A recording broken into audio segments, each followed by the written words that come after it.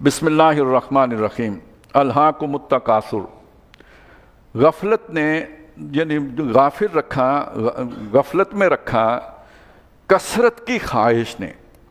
تکاثر کثرت سے بنا ہے، بلکہ اس کے اندر ایک مقابلے کا رجحان بھی پایا جاتا ہے، دوسروں سے زیادہ حاصل کر لینا۔ فلانے کے پاس اتنا ہے، میرے پاس اتنا ہونا چاہیے، 19 ہیں تو 20 میری ہونی چاہیے، یہ خواہش انسان کے اندر پائی جاتی ہے۔ مقابلہ بازی، دنیا کی مقابلہ بازی، یعنی دولت میں، مال میں، عزت میں، آبرو میں، سٹیٹس میں، تعلق میں، دوسروں سے آگے نکل جاؤں۔ اب یہ ہوتی ہیں وہ ایمبیشنز جو انسان کو آخرت سے، دین کی باتوں سے، دین کی تعلیمات سے یا دینی کردار سے غافل رکھتی ہیں۔ تو اس کو غافل رکھا اس رستے سے، کون سے رستے سے؟ خیر البریہ والے رستے سے غافل رکھا۔ کس نے؟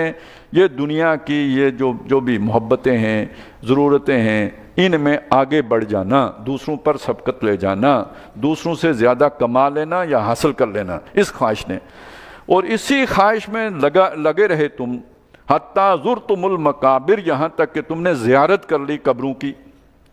اس کا یہ مطلب نہیں ہے کہ دنیا حاصل کرنے کے لیے وہ جو ہوتا ہے نا زیارت کا پھیرا منت ماننا، وہ مطلب نہیں ہے۔ اپنی قبریں دیکھ لیں، یعنی قبر میں اتر گئے، کام نہیں ختم ہوا دنیا کا، وہ 19 کبھی 20 نہیں ہوئی، لگے رہے لگے رہے لگے رہے یہاں تک کہ قبر میں اتر گئے۔ کلا، کوئی بات نہیں، لگے رہو، سوف تعلمون، جلدی تمہیں معلوم ہو جائے گا۔ ثم کلا سوف تعلمون، پھر کوئی بات نہیں، جلدی تمہیں آگے جا کے جان لو گے۔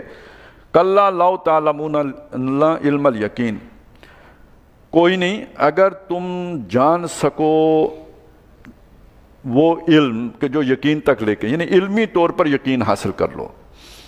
مطلب یہ ہے کہ آج ہم تمہیں سمجھا رہے ہیں ایک خاص علم کے ذریعے سے، جو جبریل لے کے محمد صلی اللہ علیہ وسلم کے پاس آئے ہیں، اس کے ذریعے سے تمہیں سمجھا رہے ہیں، اس پر یقین لے آؤ تو تم سمجھ جاؤ گے۔ نہیں بھی تو لَتَرَوُنَّ الْجَحِيمَ، دوزخ کو تو دیکھو گے، اگر اس کو علمی طور پر نہ سمجھا تو نتیجہ نکلے گا دوزخ۔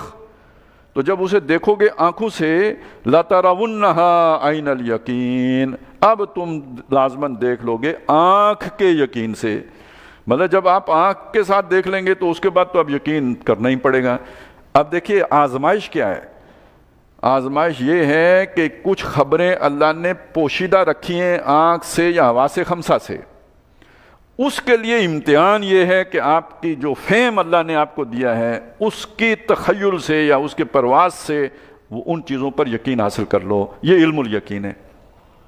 نہیں، اگر نہ کر سکے، ظاہر ہے تمہارا کردار غلط ہوگا، شر البریہ والا ہوگا، صحیح رستے پر نہیں چلو گے، بخیل اور مستغنی مزاج والا ہوگا، وہ تمہیں دوزخ میں پہنچا دے گا، وہاں تو عین الیقین ہو جائے گا۔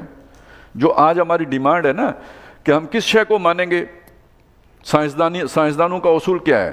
وہ شے جو ہمارے حواس خمسہ کی گرفت میں آئے گی اسے مانیں گے، اور جو نہیں آئے گی، یہ نہیں کہ اسے نہیں مانیں گے، ہمیں نہیں پتا کہ ہے یا نہیں ہے، کم از کم آج تک تو ہمیں نہیں معلوم کہ ہے، ہو سکتا ہے کل ہم اس کو بھی دیکھ لیں پھر مان بھی لیں گے، لیکن آج تو ہم اس کے بارے میں یہ نہیں کہہ سکتے کہ وہ ہے۔